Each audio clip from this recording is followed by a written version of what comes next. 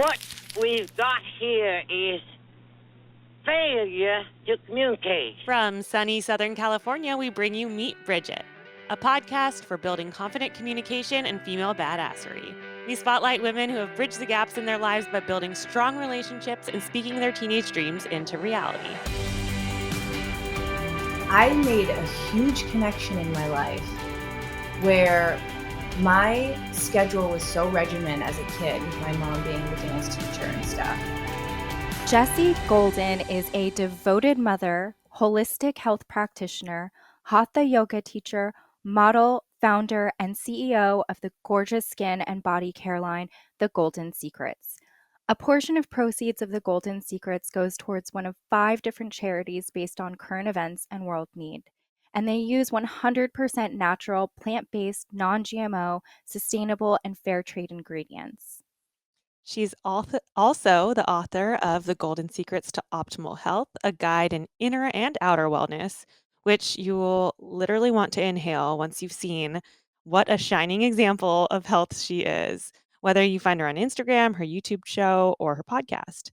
Throughout many life challenges, including continuing to thrive with the debilitating disease rheumatoid arthritis, she has harnessed many alternative natural modalities that have helped her along the way. I know Jessie personally now for years. I think we originally met in like a modeling context, but now I just don't even know. It's been fun to watch her just continue to build on her knowledge and herself and her community. So we're honored to have her here today. Hi, Jessie. Thank you so much, ladies. That was so sweet. And it's been an honor, Asha, to watch you grow into who you are and be a motherhood. Ugh, the biggest, best, crazy thing. One of the things I've loved, you kind of weave your youth story into some of your Instagram posts and different things.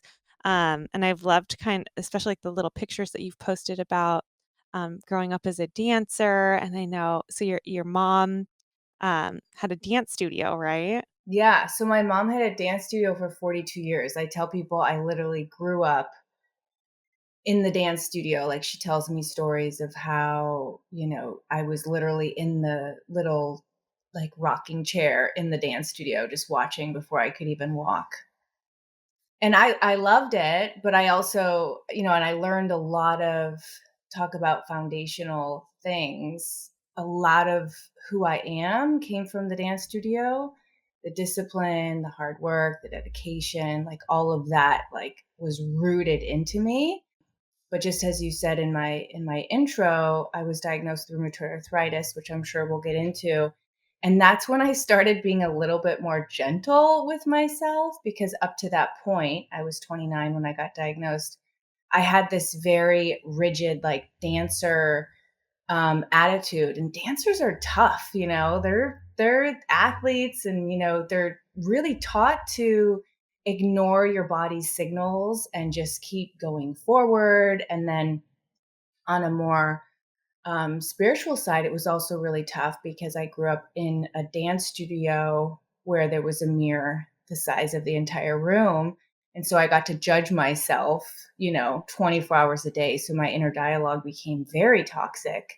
And then, of course, my dance teachers were judging me. My mom was judging me. There was a lot of judgment to reach this like epitome of perfection that I finally realized didn't actually exist. And then when I actually went into modeling, when I met Asha, some people would say, "Isn't modeling so hard?" I was like, "This is a piece of cake. Like, this is a piece of cake in comparison to ballet." Because ballet I took more personal, because it was something that you could work on and strive for. And if somebody didn't like my look, they didn't like my look. Like, there was nothing I could do. Like, this is what I look like. So I took it a lot more personal when my ability had something to do with it, So I can totally relate to that. That kind of contrast of, I mean, but ballet especially is such a beautiful form of expression. And as a young girl, totally felt that freedom in it, in that I could express myself. I thought it was beautiful and intricate and precise to be a good ballerina. but that huge wall, mirror, and everything, like, you're lined up with a bunch of other girls, and you're all supposed to be doing the same thing even though you're all so different, you know, that it is kind of that, has positives, but also this kind of, uh, other side to it. There's a lot of space for internal and external pressure to kind of reign supreme Yes. if you let it. And I feel like I remember, like, the first recital that I did where instead of the mirror, there was just audience, you know, and realizing it's how different it is, you know, that it's I actually found it more freeing to be in front of a audience than in front of a mirror where all you saw is yourself. 100%. I always say I did my best performances by myself in the studio. Like, I was so hard on myself. This is something that I probably will always work on my entire life, is I'm just very hard on myself. Nothing's ever good enough. It's my driving force, but it's also my Achilles tendon.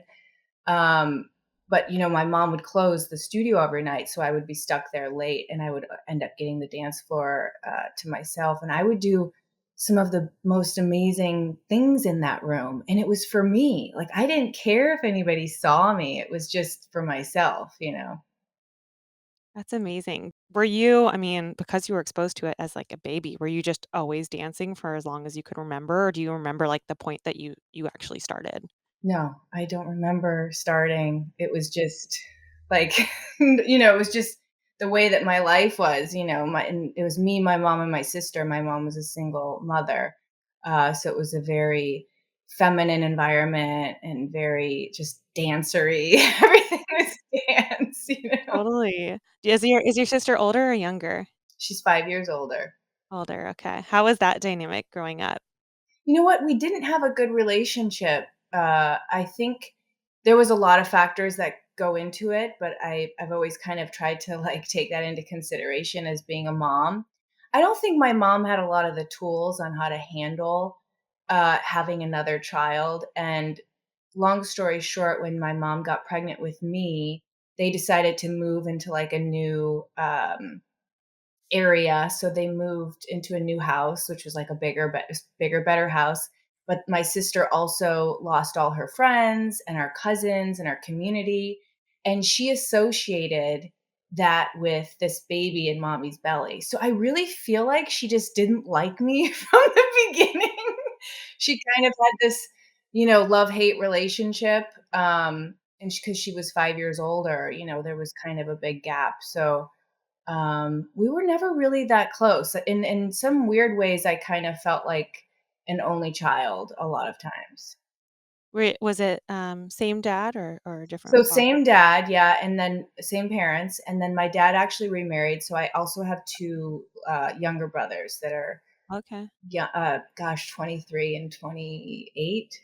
okay. Yeah, I had no idea that your mom was a single mother, like you had been for a long time with yeah, and Leo. something I didn't want to do because Yeah. I knew how hard it was. That life is funny, it just catches you, right? Like, all the plans that you end up making go out the window. Yeah. And I think that's a good point to make. I think I hung on to my um son's father a lot longer than I should have because I didn't want to be the stereotypical single mom, and because I had gotten pregnant kind of, it was unexpectedly, to say the least, and I didn't want everyone to be like, I told you so. And so I really hung in there a lot longer than I probably should have. um and then afterwards, I was determined to be the best single mom and to not have all these stigmas that are associated with it. And that, my mom was an amazing mother, but she didn't have a lot of the tools back in, this was like the early 80s. Things were totally different. And there was a lot of drama and chaos, and she probably told me too much information. A lot of times I felt like the mother in the household, but I was able to not do that with my son. So I think, if you're able to take those experiences and learn from it, then, it can become a positive thing. Well, and I already feel like that's kind of a theme in your life, like having these, adversities, which obviously, if we could choose, sometimes we're like, no, I'd rather not have that experience or this one.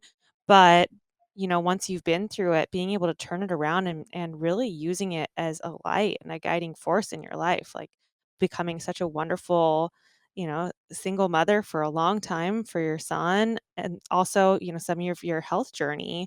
I know you've shared a lot of it, in your various channels, um, but yeah, the rheumatoid arthritis you said was when you were 29? Yeah, so I was already a mom. And just to like touch on what you just said, I think that is a guiding theme like in my life. And I think that anybody could take that into their life. Like, I think sometimes people think that I don't have adversity because I share a lot of happy posts and I'm genuinely an authentic, happy person. It's not that I don't have struggles, and it's not, you guys, we all have struggles, but it's how you choose to, you know, use them. You can become the victim, or you can be, use it to, like, I always say, every challenge is an opportunity to create more light in your life. So it's like, oh my gosh, here's this really unfortunate circumstance, but can I take everything that I've learned thus far and actually put it into action? And it's an amazing thing when you're able to do that. Life does get easier. The challenges keep coming, but we just become kind of a better student with these challenges, and we know how to handle them. You took the words right out of my mouth, because I was going to say one of the recurring themes with a lot of our wonderful guests at Bridget is just this ability. Like you said, everyone has adversity. Everybody has these very intricate stories and past that make them into the success story they are today. And I think one of the common threads is just that ability to take every single hardship or trauma or setback and use it as a catalyst for either change or growth or whatever. And like that's really where the magic always ends up happening. It's like, okay, I fell flat on my face. What do I do now? And those are usually the women and the people we find are the happiest and most successful. And it has zero to do with the amount of adversity they've faced and everything to do with what they do next. 100%. And I find I'm always attracted to those people, and inspired by those people, and you can kind of tell who they are. They kind of have this like aura about them. Like no matter what, they're just gonna be okay and they're gonna make the best of it.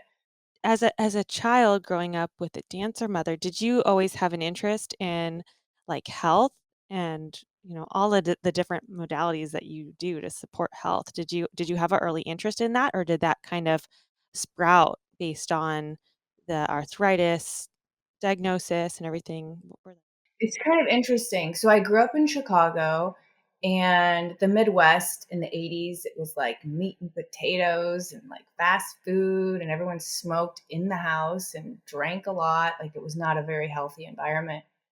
Um, I actually got sick. I got food poisoning from eating meat that was not cooked. One of the fads in Chicago in the 80s was places where you would go pick out your own meat and cook them on these huge grills. And it was like a family thing. And I was cooking my own meat and I didn't cook it right.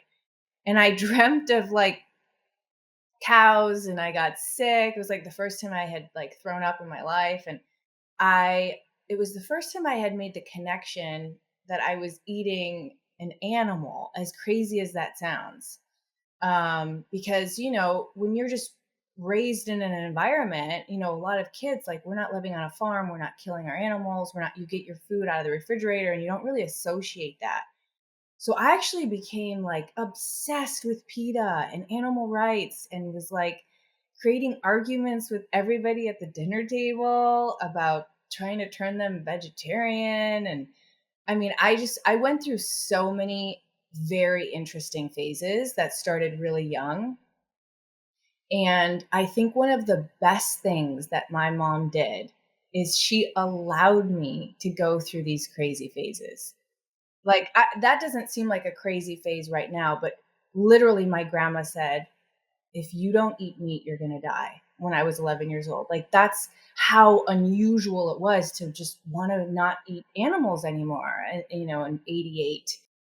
But my mom allowed me to like kind of go through these phases, and she would make like an extra meal for me. We had to go to a special grocery store to get like soy. I was like eating soy and all that stuff. I do want to preface I'm not a vegetarian anymore, but I think that was the first time that I actually started being interested in health and the association. And looking back, I think that I was always drawn to like witchery kind of things. Like somebody gave me like like tarot cards, or somebody gave me like sage or incense. And I got my first yoga book when I was like 17, and it just like my mind just blew up. Like I was just like craving to make sense of what was going on in my world. Um, I love that it sounds like your mom was very supportive in whatever way she could show up for you, like helping you go to the grocery store and cooking the extra meals. I'm super interested to hear where the sense of spirituality and nature come into play, because I know and I've read that as a young child you were already really interested in Mother Nature and absorbing all of that. So, where do you think that that spirituality and that interest and learning alternative modalities and everything, where does that come from? Well, again, I think it's innate. I think all kids are kind of like in touch with that side. And then as we, realize that we're humans and we're living this life, and we kind of have to get grounded and into society, and we kind of disconnect. But again, my mom was very open. Like I would kind of talk to spirits, stuff like that. And she would be like, "That's great, honey." Or I would be like, I would have astral projection dreams every night. And I would tell her about, I was dreaming or, flying with Big Bird. He was my like spirit guide, so to speak, at that age. Um, but she never said, "That's crazy. What are you talking about?" It was like she encouraged this kind of weird behavior where, looking back, I think, my gosh, if my son did half of the things that I did, I would be like, maybe we should go talk to somebody. But I realized that I was just always very spiritual. And my practice has been to be more human, as weird as that sounds. Like I'm so happy in like the forest, living like a fairy in like fairy realms. Like I can do that all day long. My work, I'm not going to like change anyone's life doing that though. My work is, how can I utilize this life to the best of my ability? And I have to, you know, live this life and take meetings and be a functioning human and all that kind of stuff. But I think that I've always been really spiritual, and tapping into nature has been like one of my favorite. It's not even favorite. It's like I have to. Like I have to spend time in nature just to like balance out everything that's going on. I was just going to ask about the yoga book when you were 17 and how that affected you. You said it blew your mind, and I think we're both curious to know how and how it changed your perspective at that time. Yeah. I still have the book, by the way. It's like the best. It's interesting because I was suffering from some anxiety. I think I was drinking too much coffee, to be honest with you. I was in high school. We would drink a lot of coffee. Like in high school, we would go to coffee shops. That's what we did. And I was experiencing a lot of anxiety. And I first was blown away by like the breathing technique, the pranayama. And I was like, "Oh my gosh." And I just like dove in. And then just the whole practice, everything. Like there's 8 limbs to yoga. The most common one that we practice here is asana, like the actual poses. But there's so many other aspects of yoga that I was just blown away by. And then I was already into being vegetarian, and that just kind of, that whole concept kind of was like, "Oh my gosh, these are my people." Like they're vegetarian too. They actually believe that the suffering and pain that the animal goes through, like you digest that. And I was like, yes, this is what I've been trying to tell everyone. Um, so, in that book, even more, like I talked about this recently, even on my Instagram, but there's like all the different kriyas, like the abdominal churning and like the nostril, you know, uh, nasal cleansing and all these other things that we don't hear about a lot. But And then, of course, because I was a ballerina, and I know Asha is very similar to this, I could already do all the poses. So it wasn't about the poses for me. Like I would look at the pictures and I would just do it because I've already been training for 17 years. Like I can do the poses. It was everything else. It was the breath. It was coming to the mat and listening to your body. I mean, yoga was the first time that any teacher had ever said, if you're tired, go to child's pose. I was like, what? Like in ballet, it's like, I don't care if you're tired, do 20 more. Or like, you want to look at the clock, we're going to do it again. It was like, it blew my mind. Like, wow, I'm actually supposed to listen to that voice that's like, you might die right now, So everything about yoga from that point on up until now, has been my saving grace. I tell people yoga has saved my life more times than I can count. It's like my safety zone. And I just like love picturing you, finding yoga and as a dancer too, I can completely relate to that. Like I went to my first class, I think it was like Brian Kess Power Yoga in Santa Yeah, Monica.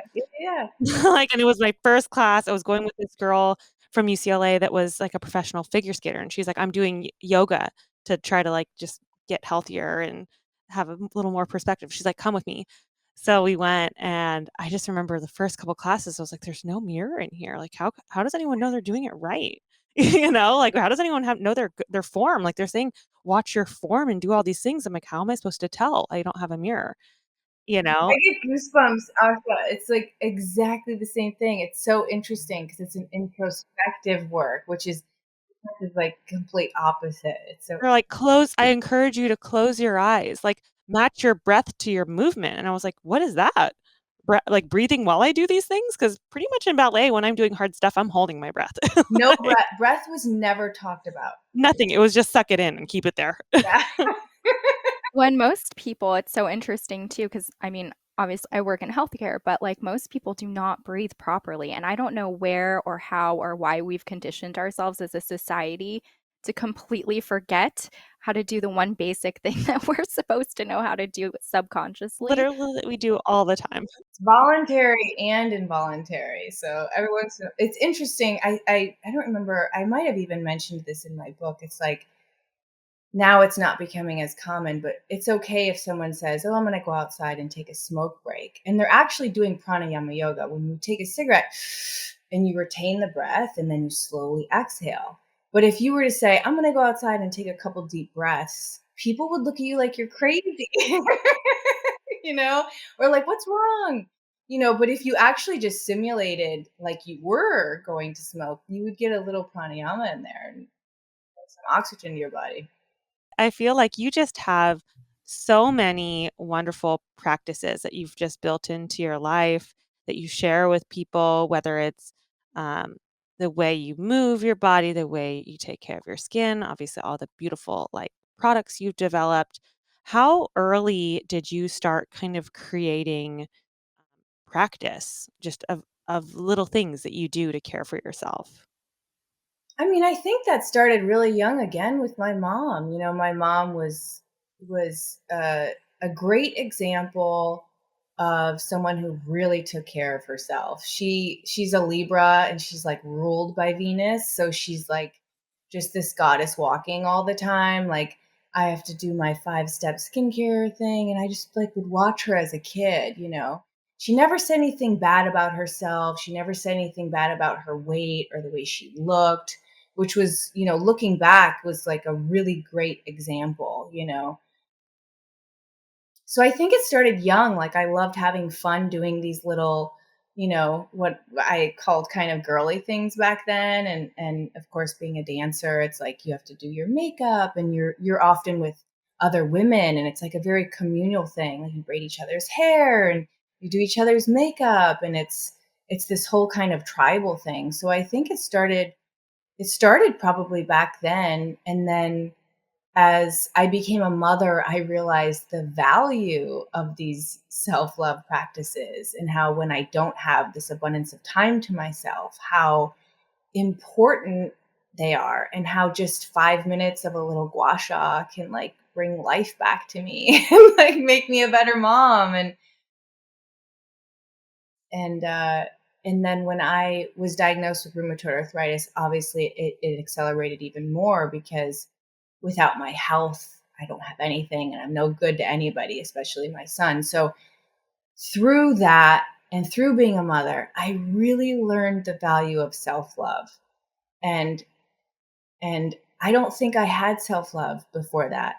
It's like, okay, I have this human being who's relying on me. Like if I don't have love for myself, then, what's the point? And I have to have love for myself to heal myself. And one of my favorite ways to do that is through these little rituals of taking care of myself, whether it's how I make my coffee in the morning or, putting music on or, like the gua sha or the sauna. I mean, I do a million things a day, these little mini breaks that are just like feed my soul and help me function at my highest. And it sometimes I feel like those breaks can feel like, like, oh, it's like that self-care is selfish, but even just taking that little break, I feel like it's another amazing way to just check in and make sure you're being present, because when you're doing all of those things, you can't like kind of mindlessly, you know, completely tune out when you're doing your gua sha or whatever it is. Like You definitely can, but I encourage women, like, I didn't know that I was gonna end up owning a skincare line. I always say it's an accidental business, but I remember when I did decide, "Okay, I guess I'm gonna do this," I had to make it deeper, like, I always say beyond the skin. So I always encourage women, like, take the thing that you're gonna do already. You're already gonna wash your face, you're gonna put a mask on, you're gonna put the moisturizer on, you're gonna do all these steps. Make it a mindful practice. Bring mindfulness into it. Say some positive affirmations. Look at yourself in the mirror. Say some beautiful things to yourself. Like take that moment to practice those self-love rituals. And that was the practice for me. I mean, that's kind of how the whole business started is I had this little bottle of essential oil that I made since high school and everybody kind of had this scent like that was like, oh, that's Jesse, where did you get that? What is that? And I was like, oh, it's just the oil I made, it was not a big deal. And I didn't actually want to share it with anybody. I was like, this is my scent. Like, I don't want to give it to anybody.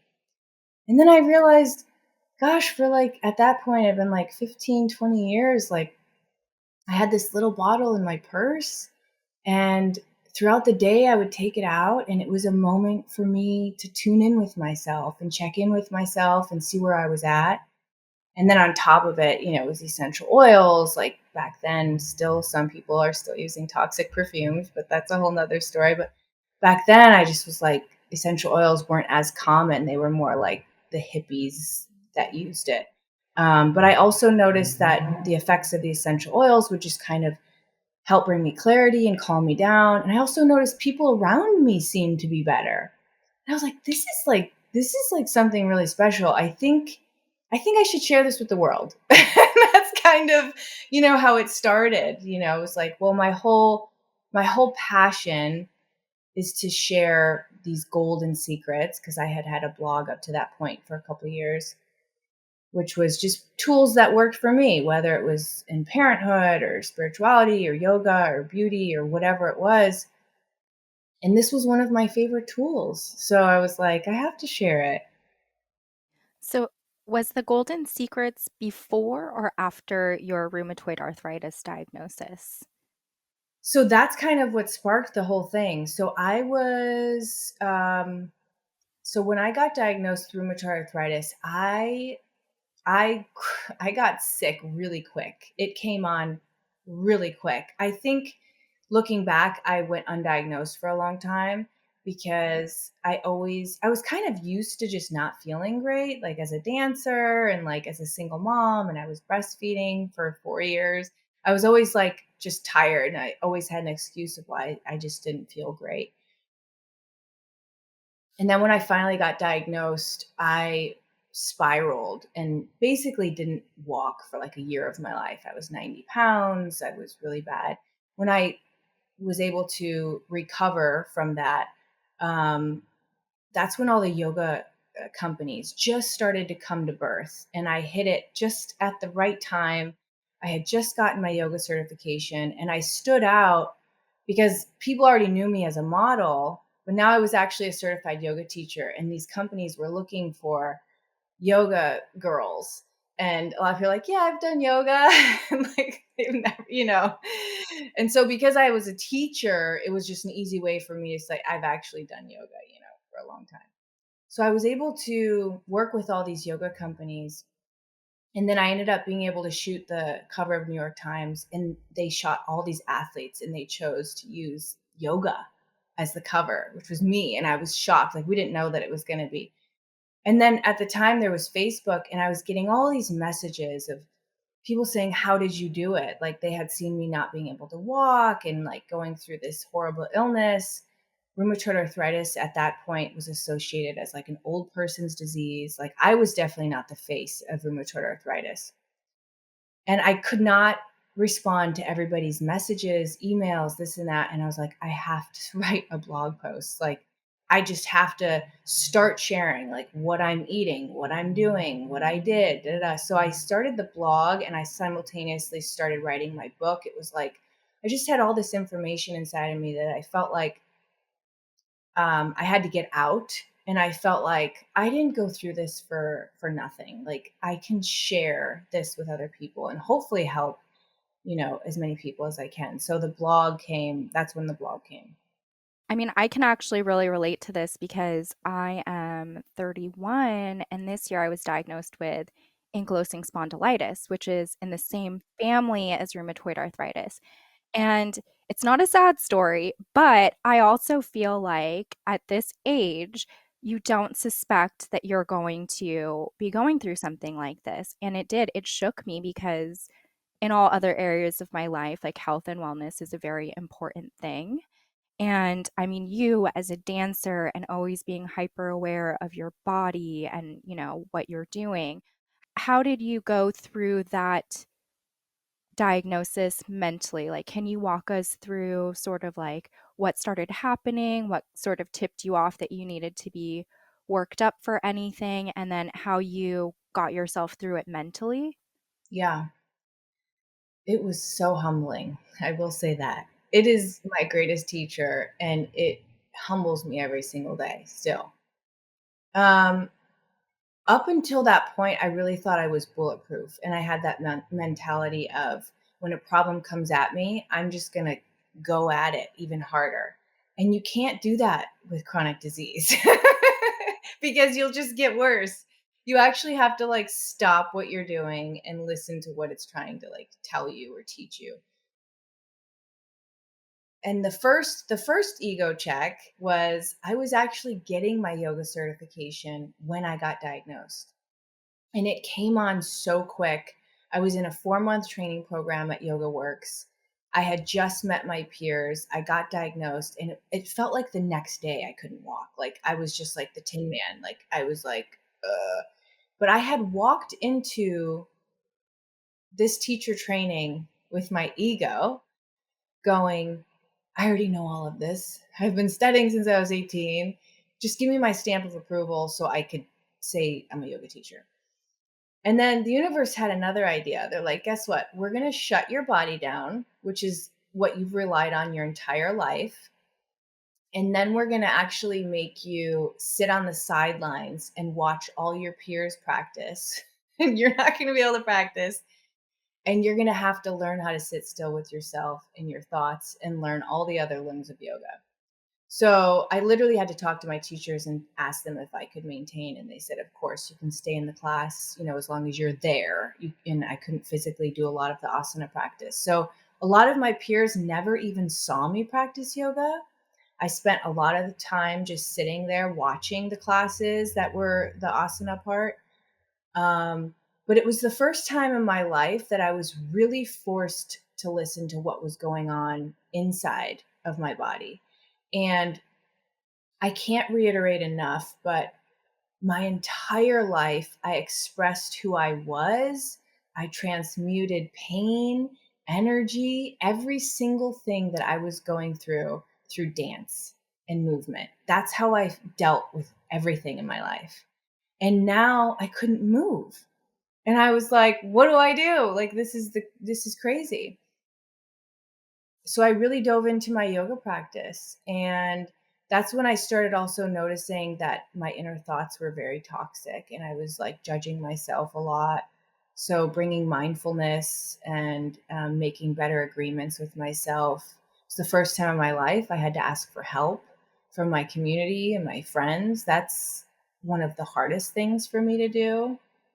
Um, so there was so many lessons in that whole process. And to talk about the actual diagnosis, I went from doctor to doctor to doctor, and they would look at me and say, "Oh, you're fine." It was kind of like, "Oh, you're fine." And I'm like, "No, I don't, something's wrong. I don't feel right."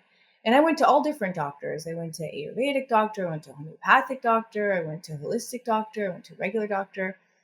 And I was chasing my son in the park one day. I thought I tore my Achilles tendon. That's what it felt like. And I ended up having to go to the hospital, the emergency room. And the lady that was taking care of me looked at my hands, which were kind of black and blue. The knuckles were a little black and blue. And her mom had rheumatoid arthritis. And she said, "I'm going to send you to a rheumatologist." And I'm like, what? I had never even, like, I'd never even heard that word. Like, that wasn't in my realm. Like, what? Um, so sure enough, I got some blood work, and tested positive for the RA factor. And then that's kind of when my whole journey began with that at 29. Did they have you, once you got that diagnosis, was there any, like, medication or, like, treatments that you, like, had to start beginning on a regimen? Yeah. So like they normally, in conventional medicine, they normally like to treat it aggressively in the beginning because they feel like there's a better chance to get into remission. So I was like, at that point, I want to preface, it was such a pendulum swing for me because I didn't even take Tylenol. I gave birth at home naturally. I was like very much a hippie. I never took like prescriptions or, I was, it's totally different. And they were like, okay, we want to put you on methotrexate, which is basically chemo, We want to put you on methotrexate and Humira. And I did all the things. I said, okay, in the back of my head, I was like, I don't know if this is going to work. Like, I was like, in order to get my family's support, I think I have to try this at least. And then if it doesn't work, I could say, at least I tried, guys. Now let me try, all these other modalities and get your support. So it didn't work. I got all the side effects. The methotrexate was really hard. I started bleeding actually. I bled for 15 days straight. And this was it's a side effect listed as methotrexate. My period had been regular my entire life. So I knew that this was a side effect of the drug. And this was a big wake up call for me, just with how chronic disease is taken care of in general in allopathic medicine. Is my doctor said, let's get you on some birth control to regulate your cycle. That was his, suggestion. And I was like, but this is a listed side effect. Like, it's not my cycle's not the issue. Like, so, I can't remember how much time I actually gave it, but I did give it a good time. And then, shortly after that, I had found, this woman by the name of Mina Dobik, who was a macrobiotic counselor. And I basically dedicated my life to trying every single thing natural. Like, I had a chef. I spent my life savings, to help me make all the food that was needed through this macrobiotic diet because my hands weren't working well at the time and I could hardly walk. So my entire life was regimen. I had like a shiatsu guy. I had every single guy, and I was just getting out of this yoga teacher training. So I had 40 classmates and every single one of them had a guy. They were like, I got a guy that can heal you, or I got a guy. So I had people coming in left and right and I was trying everything. And long story short, I think with chronic disease, you have to be open to natural modalities and you have to look at the core of everything. You have to look at gut health, and you have to look at like mold exposure, and then you have to dive deep into like spirituality and like where did you make certain connections in your life. Like I made a huge connection in my life where my schedule was so regimented as a kid, with my mom being the dance teacher and stuff, that the only time that I got to be home and just watch cartoons and eat in bed was when I was sick. So I played sick a lot. And so did I maybe like make this weird connection with like being sick so that I can rest, so I can have an excuse to rest, because I'm not valid enough to just say I need a rest. I need to be sick to have this. So there's been a lot of work, that I've done, and I'm still doing. I tell people that I'm thriving with rheumatoid arthritis, and I'm doing a lot better than most. I'm not on any medication. I have, in the last several years, though, had to go back. And every time I've gone back to um, medicine, like TNF blockers, which is like the only type of medicine that help prevent the actual like deformation of joints and stuff, I end up getting all the side effects, or I end up getting bladder infection. And then you have to go on, and it's like this whole spiral. So for me, my joints are a little damaged, but my spirit is healthy. I feel good. Um, it's interesting because like all my markers and everything are always perfect, so I'm this very unusual case. Yeah, it's so interesting, and we don't have to dive too far into this, but in practicing medicine, one of like my huge foundational beliefs in the way that my partner and I practice medicine is that in at least in the United States, everything is so population based. So there are women like you and like me who will, you'll go and have lab work done. And like 9 times out of 10, everything looks normal. And they're like, well, there's nothing wrong with you. And you're like, but wait, what is my baseline? Like, what do I look like when there's nothing going on in my body? And that's the question that they can't answer because we, unfortunately have to work within this parameter of this is what 99% of the population looks like when everyone's truly very, very different. And unhealthy. Yeah. The baseline is pretty unhealthy, Yeah. Yeah. unfortunately. Maybe one day they'll be able to bring the guidelines down toward, a healthier population. Yeah. I think though, like to summarize that whole thing, like, innately if something is going on. And I know like Asha's had health issues, you've had health issues, like, And so if there's something like inside of you going, something's not right, like don't ignore that, even if your markers are okay. I'd love to kind of jump back in time a little bit, and talk about like when you started modeling and then in your pregnancy and stuff, and just that kind of like that time of life a little. Yeah. So I think a lot of people find it interesting, but I hated modeling. I really hated it. Um, I moved to Florida when I was 18. I actually went to Florida. This is kind of the things that if my son did, I would lose it. Went to Florida on spring break and never came home. I was like, I'm just gonna stay. Um, and I had an aunt that lived there, so I just kind of started working with her. She had a furniture store. I was like driving a 15-foot box truck. I was just doing whatever, but I was honestly just happy that I didn't have a rigorous dance schedule and I could be on the beach, and I was just really enjoying life. I actually did child modeling when I was young, and I just didn't really like it because my schedule was always so full with dance, and I thought, here's another thing that's going to take me away from my friends. But now that I was 18, I was like, you know what? Modeling like might be my freedom ticket. Like maybe I could, do this modeling thing and live like a really great quality of life because I wouldn't have to like work as much.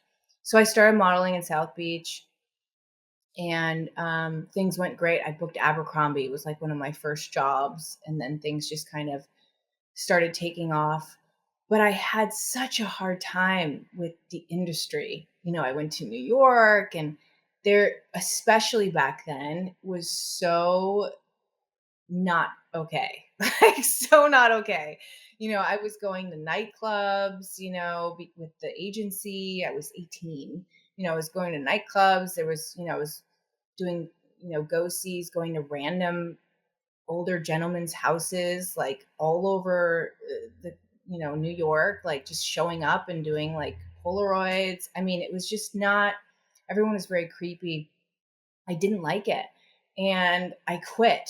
And it was like right after my Abercrombie everything took off. I was on hold for like Vogue and Guess, and like Sports Illustrated was interested. And I walked away from everything. Said, I can't do this. I hate this industry. I don't care about anything. Like, I don't want to do it. And I took like a year off. And then I ended up moving to California. And then with my tail between my legs, I kind of restarted modeling, and I had to start all over again. I missed my window of opportunity, basically. And I didn't really start loving modeling, and I'm sure Asha can relate, until the yoga world allowed me to actually use my talent and modeling. Like the modeling thing, like just judging me on how I'm looking, and like holding something and okay, getting paid to do this. But like if I could do scorpion, or like I could do some like cool stuff, like I was like, this is so cool. Like one of my favorite campaigns was for like Under Armour, and it was like this women empowering, like, they had just launched their yoga line, and I was like, this is like, I could do this forever. Like that was my favorite thing. That's when I started really loving the modeling world, when it went beyond just, the vein. Yeah. Stand, that's I can totally relate to that. Like, I had always liked runway because I was like, it's movement based. It's like energy and kind of I mean, you're just walking, but like the song and the outfit and everything, I was like, I feel like I can like play a part, and dance kind of while I'm doing my runway walk, but the rest of it, I was like, I just can't figure out, like, print modeling, and then it was literally I think, when I booked Aloe for the first time, for one of their campaigns, you had done the one right before me, and, they reached out, they're like, we work with all these yogis, who are amazing, but we're trying to find some models who actually do yoga, like, actually do like this girl, Jessie, like, can you do yoga like her?" I'm like, "Wait, I've been doing yoga for, like, 8 years, and none of my agents ever asked about yoga, and, like, I can use this?" I'm like, "For sure." I remember, like, I met them in, like, the lobby of the agency and was just on the floor, like, doing all my yoga, and they're like, "Okay, perfect, let's go." And it was something I was proud to share because, I hate to say it, but I modeled for a lot of companies that I don't like necessarily align with who I am. I mean, I think that I was trying to explain that to my son now because he's 17. I'm like, and he's modeling. And I was like, you don't understand. Like, as an influencer, you get to choose who you want to advertise. Like, when I was your age, I didn't have a choice. They were like, Jesse, you booked McDonald's. Like, this is what you're doing. It wasn't like I had a choice. Like, now it's like, I only share products and things that I authentically love and actually use. So that's the beauty of it now. But I think another part of it, like talking about being a mom and pregnancy, is I did model my entire pregnancy, and we started working together after I had him. That also, for me, I mean, I do owe modeling so much because it allowed me the financial ability to be a single mother. I mean, I was a single mother. Like, I never received money. I never had, there was nothing like coming in from the other side. And I also got to be with my son. Like, I only worked like once a week, and I would go on castings and I would bring him with me. I did start loving it during that time too, because I was just so grateful that I didn't have a 9 to 5 and that I could be with him. Well, I love how everything in your life too sounds like it either has to be, or you have a deep desire and will to make the things that you work on or are a part of just very intentional and very aligned with your inner beliefs, your spirituality, and your energy. It's just like a very powerful thing. And I mean, I know our listeners can't see you, but it literally comes off of you as you're speaking about your experiences.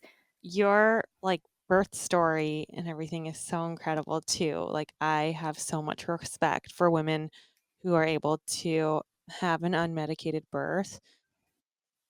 How like, what big ways do you I mean, there's so many ways I feel like when you become a mother that you transform, but are there any, like, specific ways that you just saw yourself differently before and after having Kaleo?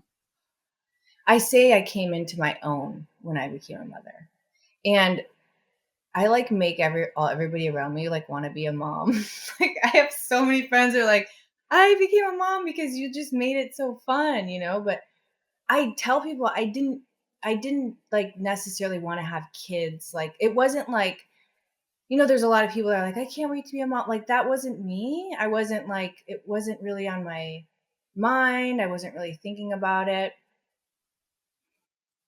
So I was shocked that how I took to being a mother. Like my motherly instinct just like tapped in, and my life just made sense. Like prior to being a mom, I don't want to say this was my experience and this is not for everybody, but looking back I feel like my life was a little shallow. Where like my biggest worries were very minuscule. And being a mom, like I just wanted to be a better human being. He was my driving force, like for everything. He is my driving force, like everything that I do. He just makes me want to be a better person and motivates me and really gives me purpose. Would you say that your son was one of the big inspirations for developing the golden secrets as you did? Because you did mention that before a certain point, you didn't necessarily want to share what you felt was your signature scent and a signature part of you. So was that part of it? I think the driving force for the whole golden secrets and how Kaleo is connected to that is I have a lot of friends in my life that don't necessarily need to birth things into reality because they're very stable in their life. They have financial security, they are happily married, they don't have to like worry about bringing in income. So the golden secrets and Kalea, they were my motivation, of course. Like I was thinking, I'm phasing out of this whole modeling thing, especially because girls like Asha were coming in that could still do the scorpion and stuff. And I was like, I'm going to these auditions for yoga companies and I'm like doing scorpion with like 20-year-olds and I'm like, what am I doing? I think I literally called, I think we had the same agent at this time. I called like Linda and I was like, I think I'm retiring. Right, right. I don't think I want to do this anymore. I was like, this is ridiculous. Um, so I knew that I had to like do something else. And had I just like had the financial security, I don't know if I would have gone through all the work that it's take to birth this into reality. So, wanting to give Cleo a really good life, then yeah, that was definitely connected. I think there's so much power behind that, and it's like even regardless of what stage you are in life, setting that reason for why you're doing something can be so I mean, if you don't have that, you won't put things into place to work hard as hard as it takes to create a business like the Golden Secrets, but having that vision of, this is I want to build something that's sustainable for me and my growing family, like there's nothing more powerful than that. And I think people are capable of doing that, even if they are secure. But I think it does take so much work to like build a company from the ground up that you really need some like, oh, because there's some days where you're like, I just want to give up. But when you don't have the opportunity to give up, you dig deep and you figure it out and you make it work. How has it been, because you were a single mother for a long time, and now you're married, you're in this beautiful relationship with your Viking man, Devin, right? How has it been like transitioning from being, a single parent, the sole provider for your little family, to embracing a new partner and that kind of integration? Oh, wow. It's been the whole thing has been so incredible and so amazing. I think the first thing that I think of and like the people that are close in my life is I'm able to be feminine again. And I'm able to be like the fairy person that I was as a kid because my husband is so grounded and rooted and logical and trustworthy that I can finally, for the first time in my life, relax. And if I can give advice to anyone, like wait to find a partner that allows you to be who you authentically are and balances you out like that. He's because I had to be the dad and the mom, and I had to be the provider, and I had to do all these things. And you become very masculine. You hold yourself differently. You become more rooted. You become more, you have to. And I noticed that a few months into us dating, I mean, I knew he was the one, but I was just kind of flowing a little bit more. And it's just such a relief. I mean, him and my son have the best relationship. He was also a stepson. So he noticed, he did things like when I introduced them that I wouldn't even think of. He was so aware of how Kaleo might take him. He's like, well, he's a teenager. He might be protective over you. I think, he's so, I always tell him, like, you're so spiritually enlightened, but his parents are, like, his dad is literally enlightened. Like, he grew up in a very enlightened environment. So it's been amazing. It's been so nice to have him take on like literally half, like he's taken on, he considers Kaleo his son for sure. That's like such a beautiful, I mean, that just feels like destiny that he had to have had that experience already with his stepfather and to know exactly what to bring to the table to you and to Kalea. It's just like what could be more stated than that? And your background with your mom being a single mother and you being a single mother until I mean, it's all just so beautiful. It's like a It really is. It took a long time though. I didn't realize how valuable this was, but I share a lot about, my personal life on Instagram. And I remember when I said something about, you know, finding the love of my life at 39. I found the love of my life at 39. So like I like to let women know that like there is hope. Like, it's okay. I mean, I dated. It's not like I was single that whole time, but I didn't find my match, until I was 39. Well, and I love the way you talk about your partnership too, and the way that you, as a single mother, had to carry these two very different types of energies. And I think, in a lot of ways, a lot of people do that in their daily lives. So when you have a partner who really is like a great, stable partner, that's exactly what they do. They take the burden off. They don't take away the essential parts of you, but they take the burden off so that you can really breathe and just be yourself and flow into that state of who you are at rest. So, I mean, I love that. And what a beautiful relationship that he's created with your son. it's like and sometimes the hard thing is that you don't really know it until you find it. But the like, I can breathe, like, I can just be me, instead of being something that I think I need to be for someone.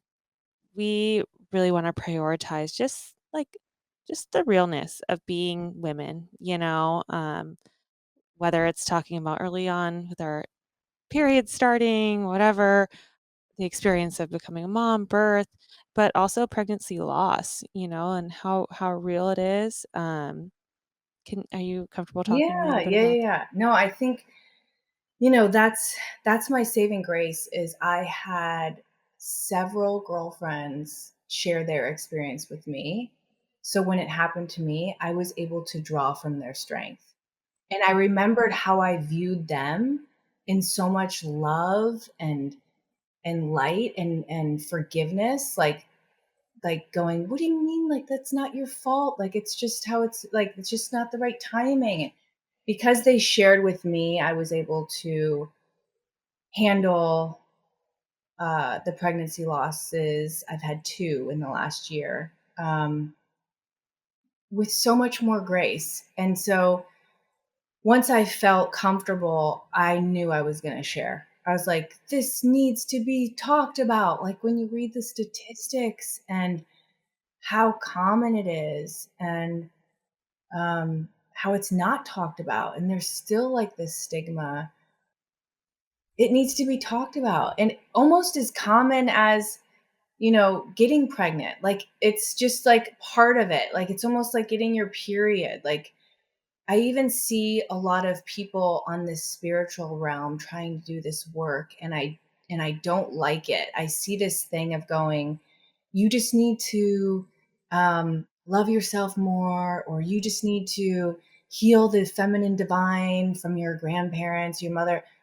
To me, that is again taking responsibility that it's your fault. And I don't like any of that.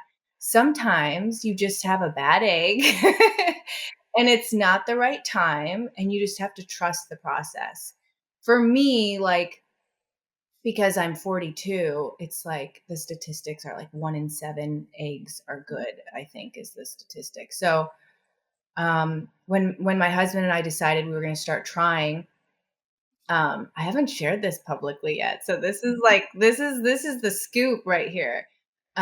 We were in the middle of quarantine and we were outside having our coffee, and he goes, "I think we should start trying." And I was like, "Trying what?" And he's like, "To get pregnant." And I was like, "What? Really?" And you guys remember, like, in the middle of quarantine, it was just such a weird vibe. Like you were doing, I don't know, it was just like this weird energy. And I was like, well, we're just home all the time anyways, might as well. And I had thought that it was going to take me like a year, because I do have a 17-year-old and a lot of my friends had children after me. I would say more than half of them had a hard time getting pregnant, or, you know, pregnancy loss, or, tried for a long time. So in my head, with my age and everything, I thought it's going to take forever. And we got pregnant on the second try. I was shocked. So I thought, oh my gosh, this is unbelievable. But what I didn't know, what I wasn't educated on, is the egg quality. And, my body miscarried. But the blessing is, it's like the body is so amazing. I didn't have to have any intervention. Once I knew that my body was miscarrying, I allowed it to flow, and I let it go, and I released, and it was very gentle on myself. And it was doing exactly what it was supposed to do, because there was something wrong, you know? And I think when you look at it in that way, it's a little bit easier to deal with. And I'm not going to lie. I mean, the first time Devin and I laid in bed for 3 days and we allowed ourselves to grieve, and then it was like we just pulled up our bootstraps and we're like, okay, this is what we're doing. Like, and we continued to live our life. We're big believers in, the vibration you put out into the world is what you get back. So we allowed ourselves to process and grieve and cry and like experience it. Like, I think that is so important, to allow your body, however long that takes, to go through that process. And then we actually waited quite some time, and then tried and got pregnant again right away, which to me is a victory. Like, I'm still looking at it as a victory. It's like I'm 42 and I'm able to get pregnant. I just have to get the right egg. I have a good amount of eggs. I've done all the tests and everything else is good. So I just have to get that good egg. Yeah. My mom had my baby brother at 43, and it was perfect, and it was planned. He's 16 years younger than me, and he just got his first job at In-N-Out. It's the cutest thing So ever. cute. I love hearing stories like that. And that's exactly what I mean. When women share, it's like it's just we just feel more connected, and then it gives me hope. I swear, every time I tell my story, somebody says, "Oh, I know someone that had a baby at 43." And it's just like, oh, I love that. Absolutely. Say, I love that you share openly your story about miscarrying and trying. My husband and I actually got pregnant earlier this year late last year, and it wasn't planned, and we went through a miscarriage. And like you, I drew a lot of strength from friends who'd been through the same thing.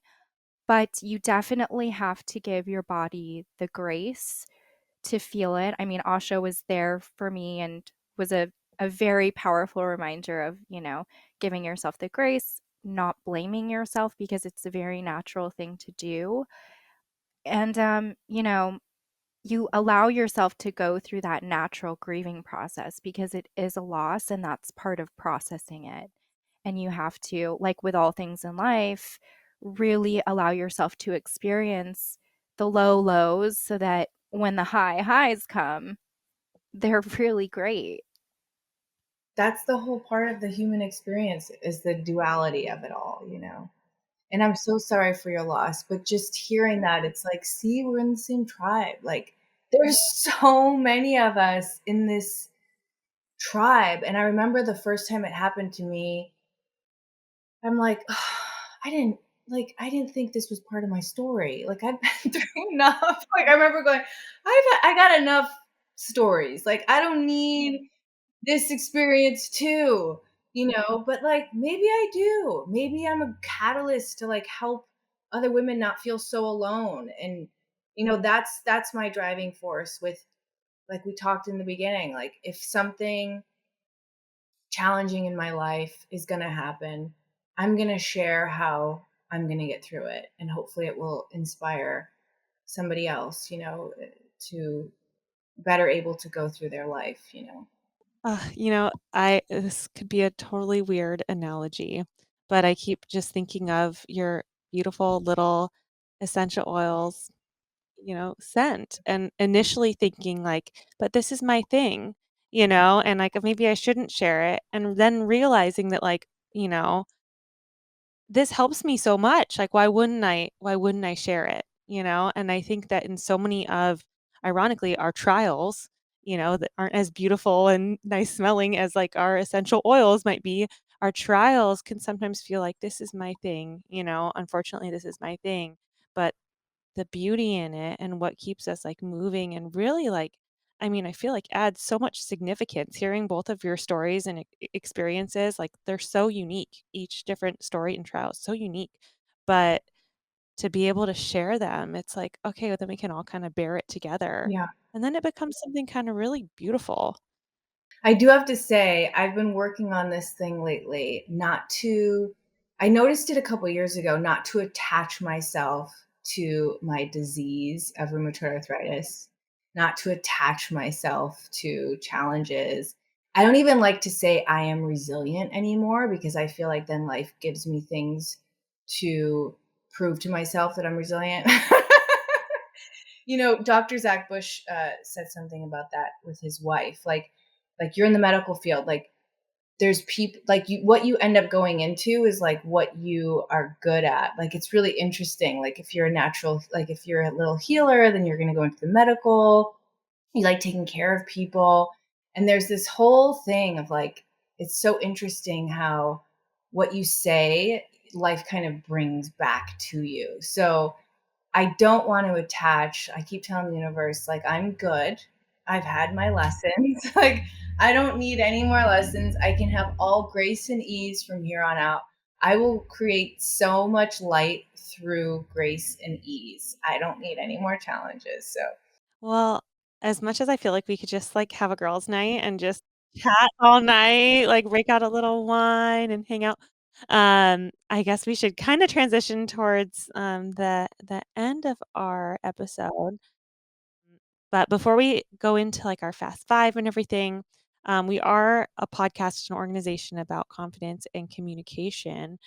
So I'd love to hear any of like your best practices for being a good communicator when you're just trying to connect with your community, with the people that help you with your business. I think just being honest, and instead of trying to tell people what they want to hear, what you think that they want to hear, just really being honest and clear, and having clarity before you even speak. um and the, your tone and the way that you are, is everything. Like, you can get away with a lot of people, I think, are afraid of hurting someone's feelings or not saying the right thing. But when you speak from your heart in an authentic way, it gets received. Where do you draw confidence from, or what does confidence mean to you right now? That's interesting. I'm going to go back to all the stuff I've been through. Yeah, I've done a lot, and I've proved to myself over and over that, I can do things, and I could do hard things, and I'm going to be okay. And All right. Well, maybe we'll go ahead and transition into it. We do like a fast 5 questions towards the end. Keisha, you want to start? Sure. Okay. Dance party or karaoke? dance party. What's the best and what's the hardest part about being a mama? Ooh. The best is, like, I've just never experienced love like I have until I was a mom. But the worst is that your heart is like living outside of your body for the rest of your life. You're like double vulnerability. Okay. Favorite yoga pose or stretch? Ooh, that has definitely transitioned. I would say my favorite yoga pose is Warrior Two. It's just such a solid foundational pose, and if you stay in it long enough, you can learn so many lessons. What is one health and wellness fact that everyone needs to know? That what your body needs is different than what anybody else's needs. Like, you have to be your own best doctor and figure out what works for you intuitively, but also, like we talked about before, like, get some blood work done every 6 months. Like, check out your levels. Like, Favorite affirmation or ritual? well, my affirmation right now is I allow grace and ease in my life. And my favorite ritual is probably sunbathing. I just love, like, going outside in the morning and drinking my coffee in the sun. It just feels so good. We always like to close with the same question, but looking back on your teen self, what's one attribute that you had then, but you didn't necessarily see the value in, but you appreciate so much more now that you're an adult? I tell this to my son, like, anything that makes you feel awkward and weird.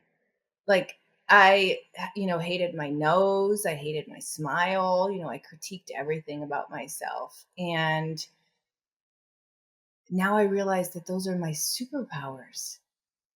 And that's, I think, what I encourage, especially young women, like, find that one thing that you probably don't like and that makes you weird and unusual and different, and then embrace it, because it is your superpower if you allow it to be. Yes, mic drop. I love.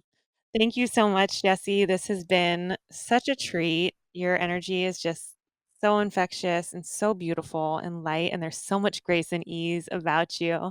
We would love to share like where people can find you, what you're working on right now, anything that you'd like to promote.